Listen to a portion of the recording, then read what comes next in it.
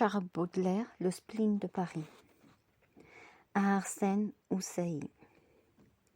Mon cher ami, je vous envoie un petit ouvrage dont on ne pourrait pas dire sans injustice qu'il n'a ni queue ni tête, puisque tout, au contraire, y est à la fois tête et queue, alternativement et réciproquement. Considérez, je vous prie, quelle admirable commodité cette combinaison nous offre à tous, à vous, à moi et aux lecteurs. Nous pouvons couper où nous voulons, moi, ma rêverie, vous, le manuscrit, le lecteur, sa lecture. Car je ne suspends pas la volonté rétive de celui-ci au fil interminable d'une intrigue superflue. Enlevez une vertèbre, et les deux morceaux de cette tortueuse fantaisie se rejoindront sans peine. Hachez-la en nombreux fragments, et vous verrez que chacun peut exister à part. Dans l'espérance que quelques-uns de ces tronçons seront assez vivants pour vous plaire et vous amuser, j'ose vous dédier le serpent tout entier. J'ai une petite confession à vous faire. C'est en feuilletant, pour la 20e fois au moins, le fameux Gaspard de la nuit, d'Aloysius Bertrand, un livre connu de vous, de moi et de quelques-uns de nos amis, n'a-t-il pas tous les droits à être appelé fameux ?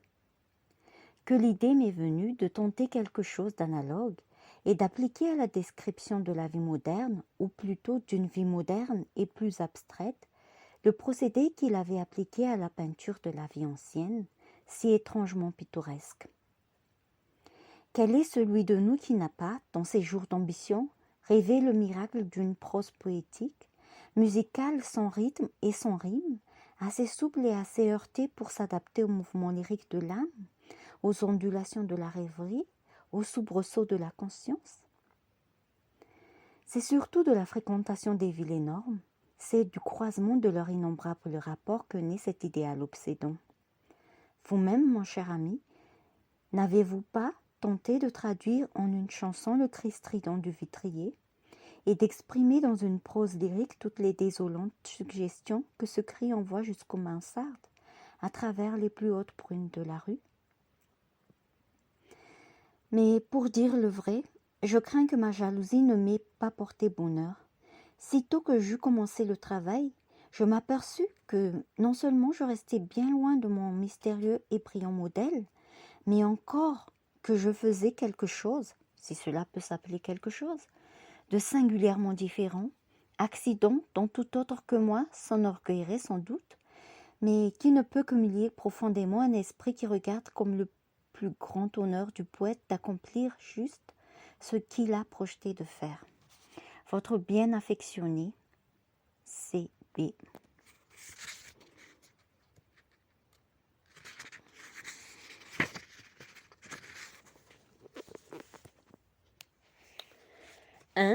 L'étranger. Qui aimes-tu le mieux, homme énigmatique? Dis, ton père, ta mère, ta sœur ou ton frère? Je n'ai ni père, ni mère, ni sœur, ni frère. Tes amis?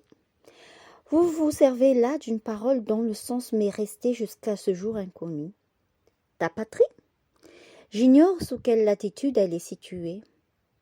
La beauté? Je l'aimerais volontiers, déesse et immortelle. L'or? Je le hais comme vous haïssez Dieu. Eh, qu'aimes-tu donc, extraordinaire étranger? J'aime les nuages qui passent, là-bas, là-bas, les merveilleux nuages.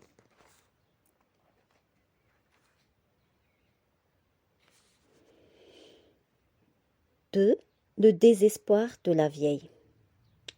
La petite vieille ratatinée se sentit toute réjouie en voyant ce joli enfant, à qui chacun faisait fête, à qui tout le monde voulait plaire, ce joli être, si fragile comme elle, la petite vieille, et comme elle aussi, sans dents et sans cheveux. Et elle s'approcha de lui, voulant lui faire des risettes et des mines agréables. Mais l'enfant épouvanté se débattait sous les caresses de la bonne femme décrépite, et remplissait la maison de ses glapissements. Alors la bonne vieille se retira dans sa solitude éternelle, et elle pleurait dans un coin, se disant « Ah, pour nous malheureuses vieilles femelles, l'âge est passé de plaire, même aux innocents, et nous faisons horreur aux petits enfants que nous voulons aimer.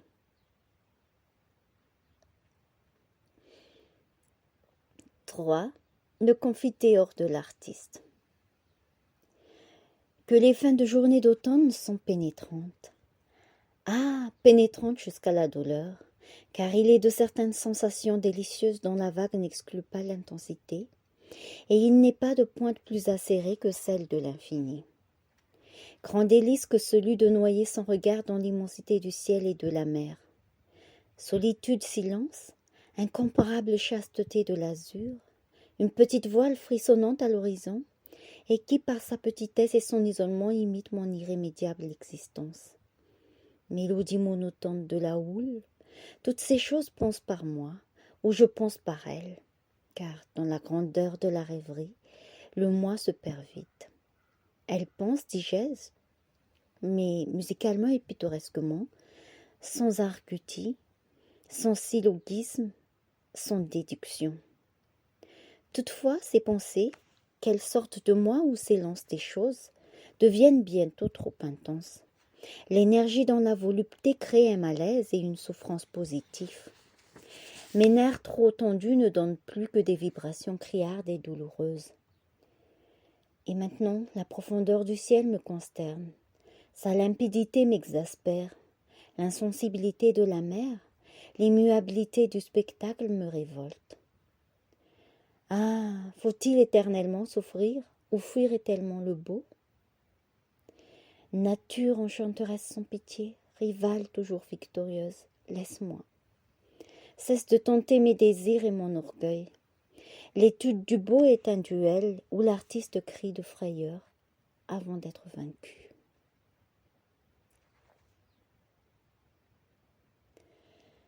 Quatre, un plaisant. C'était l'explosion du nouvel an, chaos de boue et de neige, traversée de 1000 carrosses, étincelant de joujoux et de bonbons, grouillant de cupidité et de désespoir, délire officiel d'une grande ville fait pour troubler le cerveau du solitaire le plus fort. Au milieu de ce tohu-bohu et de ce vacarme, un âne trottait vivement, harcelé par un malotru armé d'un fouet. Comme l'âne allait tourner l'angle d'un trottoir, un beau monsieur ganté, verni, cruellement cravaté et emprisonné dans des habits tout neufs, s'inclina cérémonieusement devant l'humble bête et lui dit en ôtant son chapeau: « Je vous la souhaite bonne et heureuse. » Puis se retourna vers je ne sais quel camarade avec un air de fatuité, comme pour les prier d'ajouter leur approbation à son consentement. L'âne ne vit pas ce beau plaisant et continua de courir avec zèle où l'appelait son devoir. Pour moi, je fus pris subitement d'une incommensurable rage contre ce magnifique imbécile qui me parut concentrer en lui tout l'esprit de la France.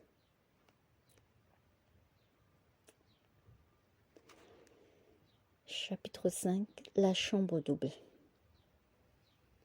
Une chambre qui ressemble à une rêverie, une chambre véritablement spirituelle, où l'atmosphère stagnante est légèrement teintée de rose et de bleu. L'âme y prend un bain de paresse, aromatisé par le regret et le désir.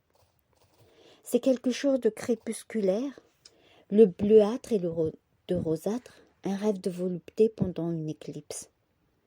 Les meubles en forme allongée, prostrés alanguis. Les meubles ont l'air de rêver.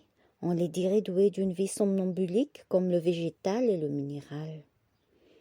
Les étoffes parlent une langue muette comme les fleurs, comme les ciels, comme le soleil couchant. Sur les murs, nulle abomination artistique. Relativement au rêve pur, à l'impression non analysée, l'art défini, l'art positif est un blasphème. Ici, tout a la suffisance clarté et la délicieuse obscurité de l'harmonie. Une senteur infinitésimale de choix du plus exquis, à laquelle se mêle une très légère humidité nage dans cette atmosphère, où l'esprit somnayant est bercé par des sensations de serre chaude. La mousseline pleut abondamment devant les fenêtres et devant le lit. Elle s'épanche en cascade neigeuse. Sur ce lit est couchée l'idole, la souveraine des rêves. Mais comment est-elle ici? Qui l'a amenée? Quel pouvoir magique l'a installée sur ce trône de rêverie et de volupté? Qu'importe, la voilà, je la reconnais. Voilà bien ses yeux dont la flamme traverse le crépuscule, ces subtiles et terribles mirettes, que je reconnais à leur effrayante malice. Elles attirent, elles subjuguent, elles dévorent le regard de l'imprudent qui les contemple. Je les ai souvent étudiées, ces étoiles noires qui commandent la curiosité et l'admiration. Ah, quel démon bienveillant dois-je être d'être ainsi entouré de mystères, de silence, de paix et de parfum. Ô béatitude, ce que nous nommons généralement la vie, même dans son expansion la plus heureuse, n'a rien de commun avec cette vie suprême dont j'ai maintenant connaissance et que je savoure minute par minute, seconde par seconde. Non, il n'est plus de minutes, il n'est plus de secondes, le temps a disparu. C'est l'éternité qui règne, une éternité de délices. Mais un coup terrible, lourd, a retenti à la porte, et comme dans les rêves infernaux, il m'a semblé que je recevais un coup de pioche dans l'estomac. Et puis un spectre est entré. C'est un huissier qui vient me torturer au nom de la loi, une infâme concubine qui vient crier misère et ajouter les trivialités de sa vie aux douleurs de la mienne, ou bien le saute-ruisseau d'un directeur de journal qui réclame la suite du manuscrit. La chambre paradisiaque, l'idole, la souveraine des rêves, la sylphide, comme disait le grand René, toute cette magie a disparu au coup brutal frappé par le spectre. Horreur, je me souviens, oui, ce taudis, ce séjour de l'éternel ennui est bien le mien. Voici les meubles sots, poudreux et cornés, la cheminée sans flamme et sans braise, souillée de crachats, les tristes fenêtres où la pluie a tracé des sillons dans la poussière, les manuscrits raturés ou incomplets, l'almanach où le crayon a marqué les dates sinistres. Et ce parfum d'un autre monde, dont je m'enivrais avec une sensibilité perfectionnée, hélas, il est remplacé par une fétide odeur de tabac mêlée à je ne sais quelle nauséabonde moisissure. On respire ici maintenant le ranci de la désolation. Dans ce monde étroit, mais si plein de dégoût, un seul objet connu me sourit, la fiole du laudanum, une vieille et terrible amie, comme toutes les amies, hélas, féconde en caresses et en traîtrises. Oh oui, le temps a reparu. Le temps règne en souverain maintenant, et avec le hideux vieillard est revenu tout son démoniaque cortège de souvenirs, de regrets, de spasmes, de peurs, d'angoisses, de cauchemars, de colère et de névrose. Je vous assure que les secondes maintenant sont fortement et solennellement accentuées, et chacune en jaillissant de la pendule dit « Je suis la vie, l'insupportable, l'implacable vie ». Il n'y a qu'une seconde dans la vie humaine qui ait mission d'annoncer une bonne nouvelle. La bonne nouvelle qui cause à chacun une inextricable peur. Oui, le temps règne, il a repris sa brutale dictature, et il me pousse comme si j'étais un bœuf avec son double aiguillon. Et donc, bourrique, su donc, esclave, vis donc, damné. 6. Chacun sa chimère. Sous un grand ciel gris, dans une grande plaine poudreuse sans chemin, sans gazon, sans un chardon, sans une ortie, je rencontrai plusieurs hommes qui marchaient courbés. Chacun d'eux portait sur son dos une énorme chimère, aussi lourde qu'un sac de farine ou de charbon, ou le fourmillement d'un fantassin romain. Mais la monstrueuse bête n'était pas un poids inerte. Au contraire, elle enveloppait et opprimait l'homme de ses muscles élastiques et puissants. Elle s'agrafait avec ses deux vastes griffes à la poitrine de sa monture, et sa tête fabuleuse surmontait le front de l'homme, comme un des casques horribles par lequel les anciens guerriers espéraient ajouter à la terreur de l'ennemi. Je questionnai l'un de ces hommes et je lui demandai où il allait ainsi. Il me répondit qu'il n'en savait rien, ni lui ni les autres, mais qu'évidemment ils allaient quelque part, puisqu'ils étaient poussés par un invincible besoin de marcher. Chose curieuse à noter, aucun de ces voyageurs n'avait l'air irrité contre la bête féroce, suspendue à son cou et collée à son dos. On eût dit qu'il la considérait comme faisant partie de lui-même. Tous ces visages fatigués et sérieux ne témoignaient d'aucun désespoir sous la coupole splénétique du ciel, les pieds plongés dans la poussière d'un sol aussi désolé que ce ciel. Ils cheminaient avec la physionomie résignée de ceux qui sont condamnés à espérer toujours. Et le cortège passa à côté de moi et s'enfonça dans l'atmosphère de l'horizon, à l'endroit où la surface arrondie de la planète se dérobe à la curiosité du regard humain. Et pendant quelques instants, je m'obstinai à vouloir comprendre ce mystère, mais bientôt, d'irrésistible indifférence s'abattit sur moi, et j'en fus plus lourdement accablé qu'ils n'étaient eux-mêmes de leur écrasante chimère. 7. Le fou et la Vénus. Quelle admirable journée! Le vaste parc se pâme sous l'œil brûlant du soleil, comme la jeunesse sous la domination de l'amour. L'extase universelle des choses ne s'exprime par aucun bruit. Les eaux elles-mêmes sont comme endormies. Bien différente des fêtes humaines, c'est ici une orgie silencieuse. On dirait qu'une lumière toujours croissante fait de plus en plus étinceler les objets, que les fleurs excitées brûlent du désir de rivaliser avec l'azur du ciel par l'énergie de leurs couleurs, et que la chaleur, rendant visibles les parfums, les fait monter vers l'astre comme des fumées. Cependant, dans cette puissance universelle, j'ai aperçu un être affligé. Au pied d'une colossale Vénus, un de ces fous artificiels, un de ces bouffons volontaires, chargés de faire rire les rois comme les remords ou l'ennui les obsède, affublé d'un costume éclatant et ridicule, coiffé de cornes et de sonnettes, tout ramassé contre le piédestal, lève des yeux pleins de larmes vers l'immortelle déesse. Et ses yeux disent « Je suis le dernier et le plus solitaire des humains, privé d'amour et d'amitié, et bien inférieur en cela au plus imparfait des animaux. Cependant je suis fait, moi aussi, pour comprendre et sentir l'immortelle beauté. Ah, déesse, ayez pitié de ma tristesse et de mon délire. » Mais l'implacable Vénus regarde au loin, je sais quoi avec ses yeux de marbre. Le chien et le flacon. 8. Mon beau chien, mon bon chien, mon cher toutou, approchez et venez respirer un excellent parfum acheté chez le meilleur parfumeur de la ville.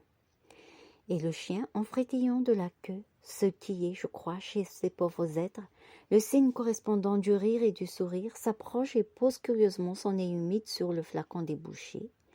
Puis, reculant soudainement avec effroi, il aboie contre moi en manière de reproche.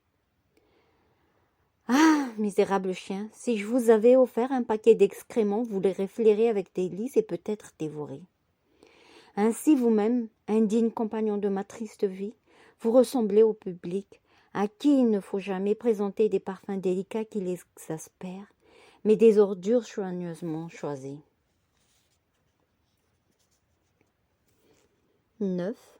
Le mauvais vitrier. Il y a des natures purement contemplatives et tout à fait impropres à l'action, qui, cependant sous une impulsion mystérieuse et inconnue, agissent quelquefois avec une rapidité dont elles se seraient crues elles-mêmes incapables. Telle qui, craignant de trouver chez son concierge une nouvelle chagrinante, rôde lâchement 1 heure devant sa porte sans oser rentrer, telle qui garde 15 jours une lettre sans la décacheter, ou ne se résigne qu'au bout de 6 mois à opérer une démarche nécessaire depuis 1 an, se sentent quelquefois brusquement précipités vers l'action par une force irrésistible, comme la flèche d'un arc.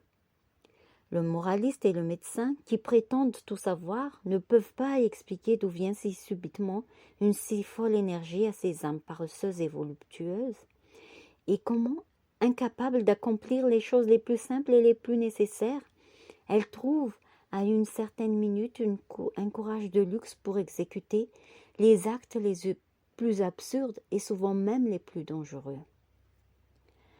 Un de mes amis, le plus inoffensif rêveur qui ait existé, a mis une fois le feu à une forêt pour voir, disait-il, si le feu prenait avec autant de facilité qu'on l'affirme généralement. 10 fois de suite, l'expérience manqua, mais à la 11e fois, elle réussit beaucoup trop loin, trop bien. Un autre allumera un cigare à côté d'un tonneau de poudre pour voir, pour savoir, pour tenter la destinée, pour se contraindre lui-même à faire preuve d'énergie, pour faire le joueur, pour connaître les plaisirs de l'anxiété, pour rien, par caprice, par désœuvrement. C'est une espèce d'énergie qui jaillit de l'ennui et de la rêverie. Et ceux en qui elle se manifeste si inopinément sont en général, comme je l'ai dit, les plus indolents et les plus rêveurs des êtres. Un autre, timide à ce point qu'il baisse les yeux même devant les regards des hommes, à ce point qu'il lui faut rassembler toute sa pauvre volonté pour entrer dans un café ou passer devant le bureau d'un théâtre, où les contrôleurs qui paraissent investis de la majesté de Minos, d'Éaque et de Rhadamante, sautera brusquement au cou d'un vieillard qui passe à côté de lui et l'embrassera avec enthousiasme devant la foule étonnée. Pourquoi ? Parce que cette physionomie lui était irrésistiblement sympathique. Peut-être, mais il est plus légitime de supposer que lui-même il ne sait pas pourquoi. J'ai été plus d'une fois victime de ces crises et de ces élans qui nous autorisent à croire que des démons malicieux se glissent en nous et nous font accomplir à notre insu leur plus absurde volonté.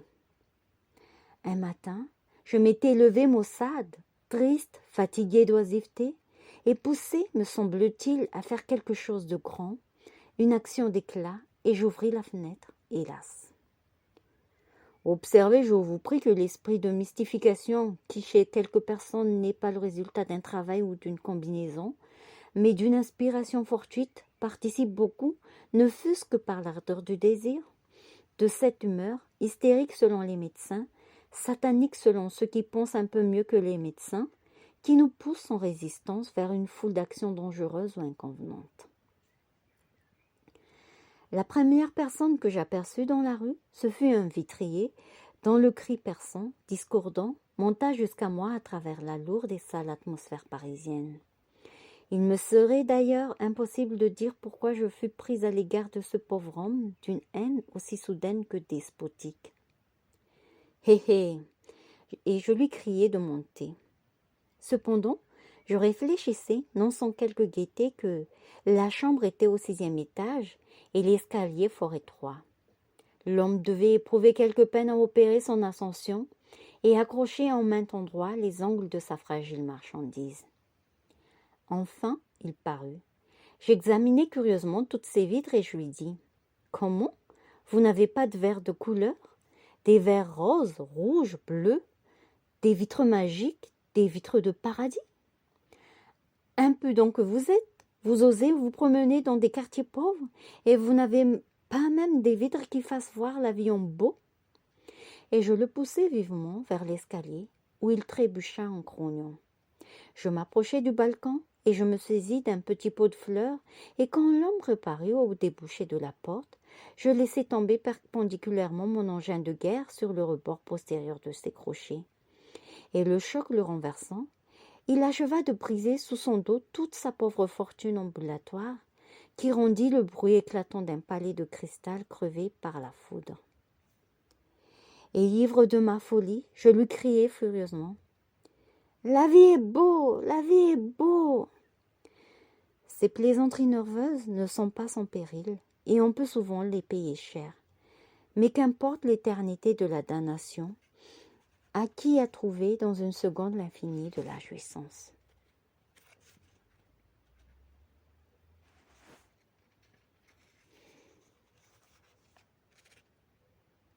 À 1 heure du matin. Enfin seul, on n'entend plus que le roulement de quelques fiacres attardés et éreintés. Pendant quelques heures, nous posséderons le silence, sinon le repos. Enfin, la tyrannie de la face humaine a disparu, et je ne souffrirai plus que par moi-même. Enfin, il m'est donc permis de me délasser dans un bain de ténèbres. D'abord, un double tour à la serrure. Il me semble que ce tour de clé augmentera ma solitude et fortifiera les barricades qui me séparent actuellement du monde.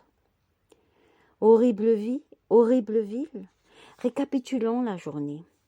Avoir vu plusieurs hommes de lettres, dont l'un m'a demandé si l'on pouvait aller en Russie par voie de terre. Ils prenaient sans doute la Russie pour une île. Avoir disputé généreusement contre le directeur d'une revue, qui à chaque objection répondait « C'est ici le parti des honnêtes gens », ce qui implique que tous les autres journaux sont rédigés par des coquins. Avoir salué une vingtaine de personnes, dont 15 me sont inconnues. Avoir distribué des poignées de main dans la même proportion, et cela sans avoir pris la précaution d'acheter des gants. Être monté pour tuer le temps. Pendant une averse, c'est une sauteuse qui m'a prié de lui dessiner une costume de Vénustre. Avoir fait ma cour à un directeur de théâtre qui m'a dit en me congédiant « Vous ferez peut-être bien de vous adresser à Z. C'est le plus lourd, le plus sot et le plus célèbre de tous mes auteurs. Avec lui, vous pourrez peut-être aboutir à quelque chose. Voyez-le, et puis nous verrons. » M'être vanté, pourquoi? De plusieurs vilaines actions que je n'ai jamais commises, et avoir lâchement nié quelques autres méfaits que j'ai accomplis avec joie. Délit de fanfaronnade, crime de respect humain, avoir refusé à un ami un service facile et donné une recommandation écrite à un parfait drôle. Ouf, est-ce bien fini?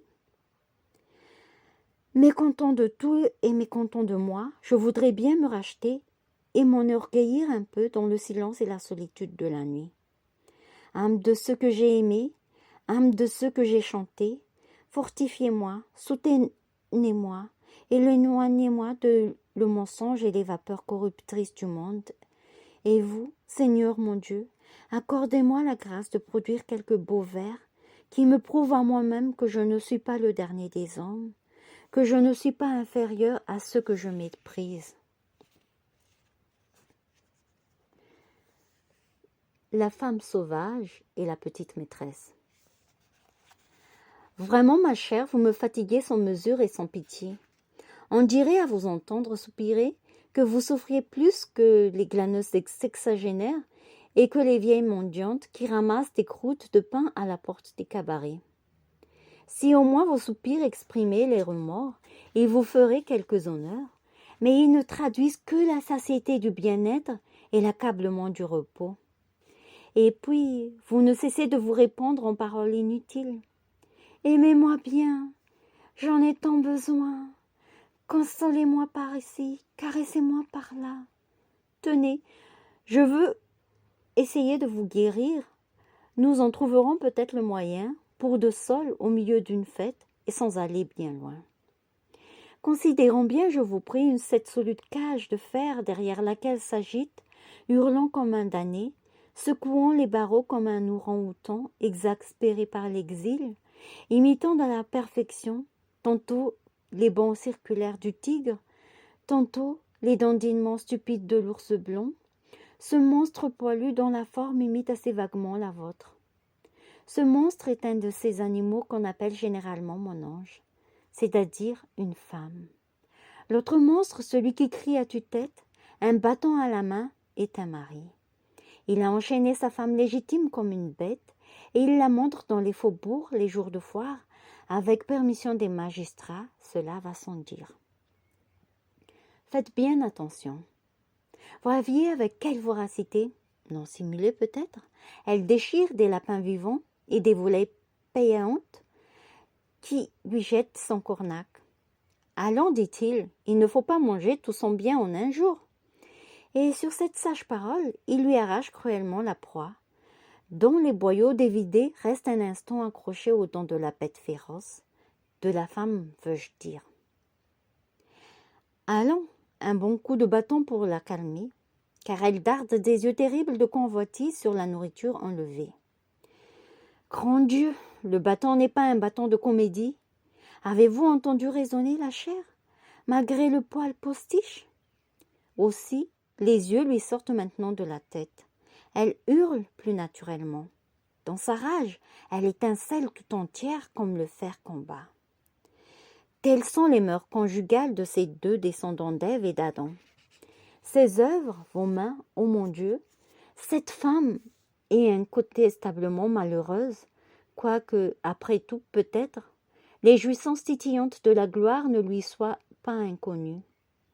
Il y a des malheurs plus irrémédiables et sans compensation, mais dans le monde où elle a été jetée, elle n'a jamais pu croire que la femme méritait notre destinée.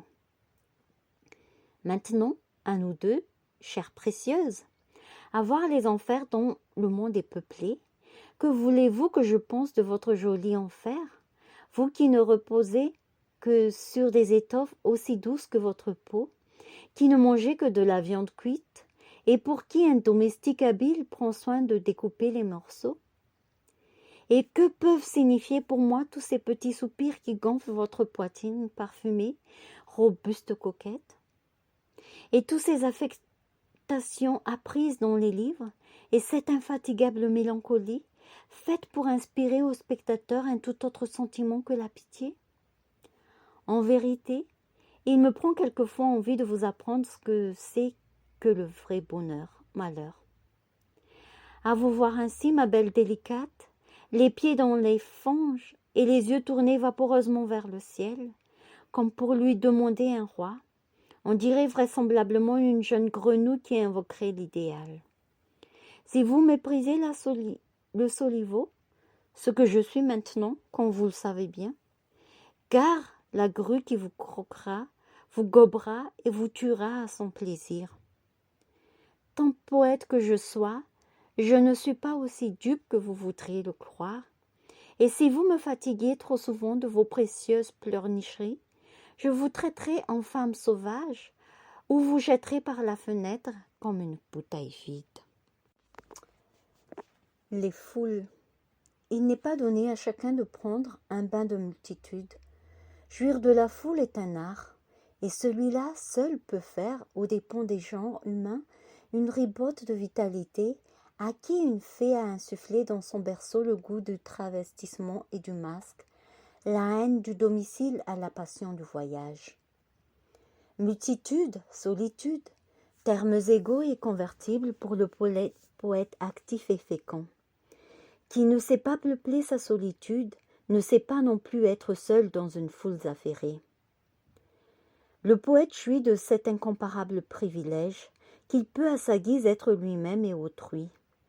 Comme ces âmes errantes qui cherchent un corps, il entre quand il veut dans le personnage de chacun.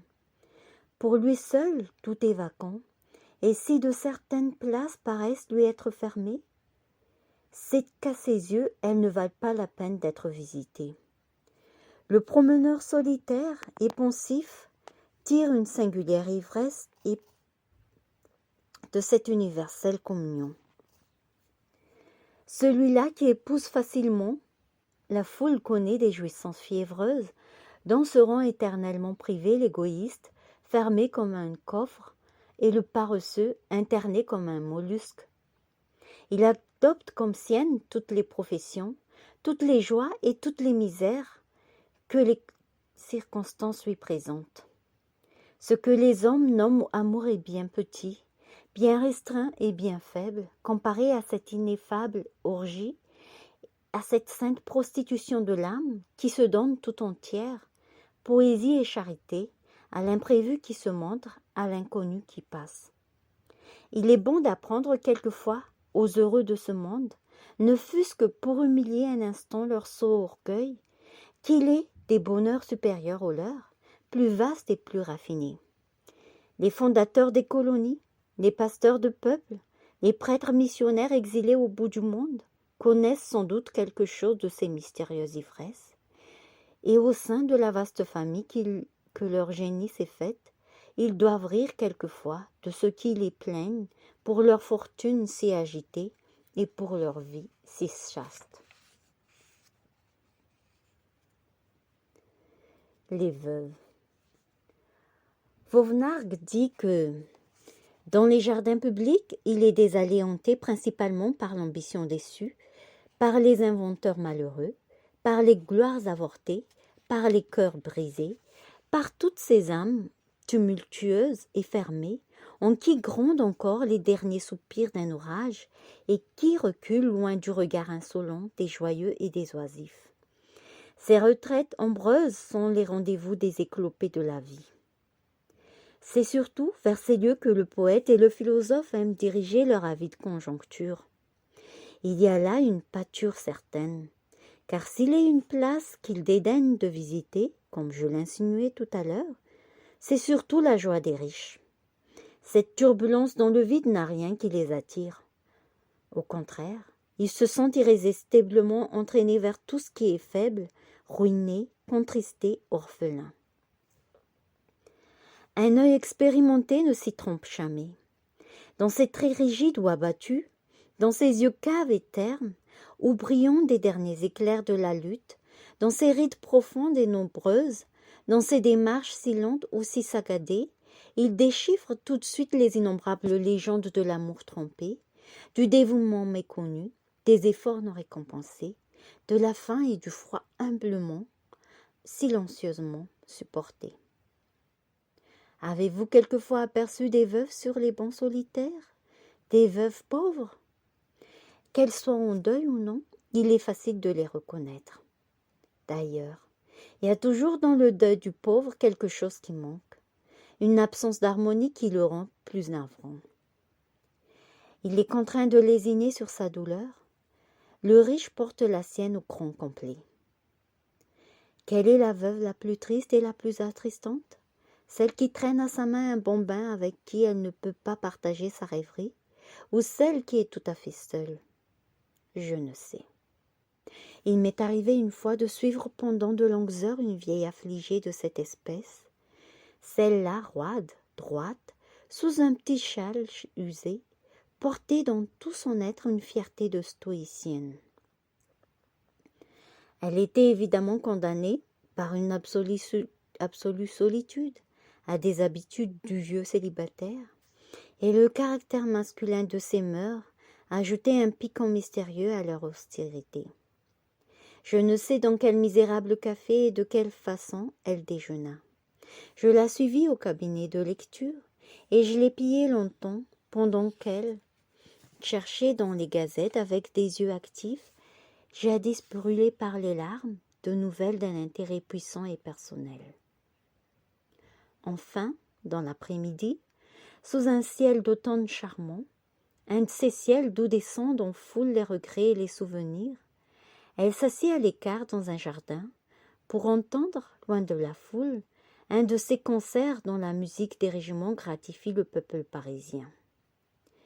C'était sans doute là la petite débauche de cette vieille innocente, ou de cette vieille purifiée, la consolation bien gagnée d'une de ces lourdes journées sans amis, sans causerie, sans joie, sans confident, que Dieu laissait tomber sur elle, depuis bien des ans peut-être, 375 fois par an.